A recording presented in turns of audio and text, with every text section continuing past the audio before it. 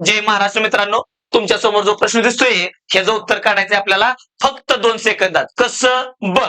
दाद्या, काय केलंय तुला? ही एवढी सगळी माहिती दिलीय आणि ए आणि बी चं गुणोत्तर विचारलंय आणि ते आपण काढणार कसं? डोळ्यानं. बघ दाद्या, काय करायचं? लय सोपं आहे. फक्त एकदा ह्या दोघांची बेरीज कर. 7 आणि 4 11 ते वर लिहायची.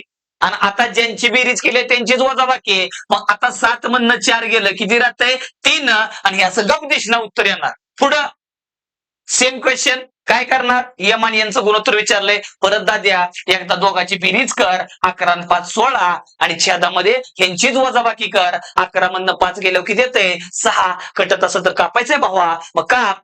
बे अट आणि बे त्रिक हे आलं माझं. मग एक माझं तर एक तुझं. जे काय उत्तर येणार मित्रा कमेंट बॉक्स मध्ये फेकून दे. आवडलं तर लाईक कर, शेअर कर आणि आपल्या चॅनलवर नवीन असशील तर फॉलो कर. धन्यवाद. जय महाराष्ट्र.